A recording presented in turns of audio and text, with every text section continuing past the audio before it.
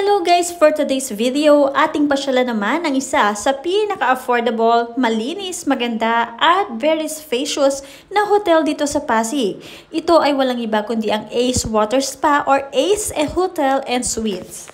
At eto na nga ang mga persons for the go na nga sa Ace Hotel. At dito nga kami nagpark sa level 5 or sa 5th floor ng hotel. At dito rin naman matatagpuan ang isa sa mga dinarayo dito sa Ace & Hotel, ang kanilang videoke lounge. Dito sa 5th floor makikita ang kanilang family KTV bar or mga KTV. Pwede kang mamili, depende sa room na gusto nyo or kung ilang packs kayo. At kung gusto nyo lamang mag-chill-chill or kumanta, pumunta na kayo dito. Kung may mga isa-celebrate kayo like birthdays or any occasion, pwedeng-pwede kayo dito mag-check-in at mag-KTV or karaoke kasama ang mga kaibigan o pamilya. Sinilip nga namin ang bawat room at hindi na rin kinakailangan na lumabas para maghanap ng mga restaurant dahil dito ay pwede na rin kayo mag-order habang kayo ay nagkakantahan.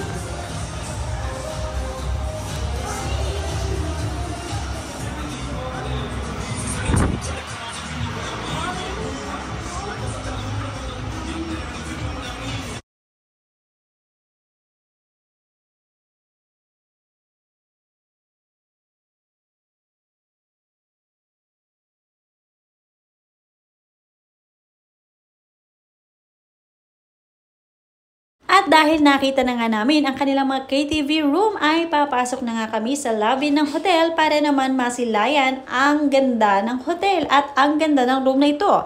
Halika't itutur ko kayo sa kanilang mga rooms. Pagbaba nyo nga ng elevator mula sa 5th floor ay ito ang bubungad sa inyo. Meron pa rin mga Christmas decoration kahit na January na at hindi pa sila talaga nag-aalis dahil February pa sila magpapalit ng decor. Nakikita sa lobby na marami ring tao ang dumarayo dito at nagpipicture-picture pa ang bawat pamilya para naman may remembrance sila sa pagpasok sa Ace Hotel. At ngayon nga ay papasok na kami sa mismong daan papunta sa room. Anyway, kung gusto nyong makita ang Ace Water Spa ay mamaya ipapakita ko sa inyo dahil hindi ko na dinala ang aking anak dito dahil baka maglumpasay sa kagustuhang mag-swimming.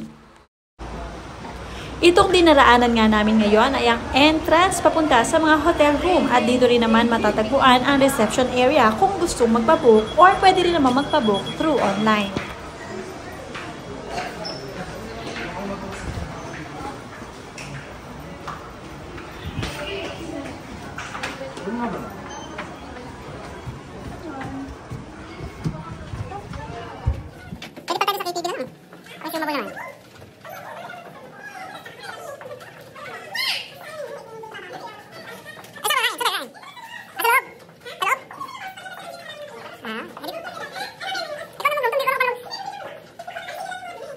At ito nga ang nakuha naming room. Makikita pagpasok ay ang luwang ng kanilang sala.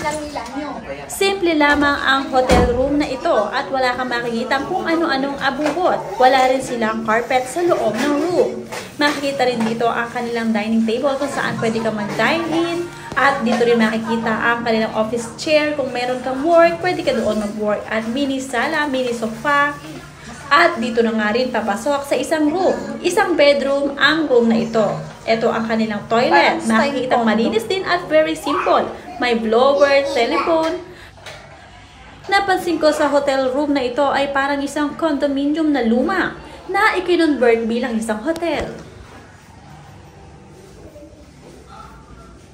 Itour ko naman kayo sa isang bedroom ng hotel na ito. Merong sampayan pagpasok, isang malaking bed para na rin sa lahat at syempre, merong mga wall frame, may isang side table doon na pwede pang office table, may malaking TV. Wala namang kakaiba sa hotel na ito. Very simple, pero malinis naman. Halika tingnan natin kung anong meron pa doon sa sulok. Tingnan natin mabuti ang kanilang table na pwedeng-pwede ang isang tao kung seryosong nagtatrabaho. Ito naman nakalagay ang kanilang side table. At mayroong cabinet na kung saan pwedeng ilagay ang inyong mga damit o dalahin. Pwede dyan ilagay ang inyong mga damit na ihahanger.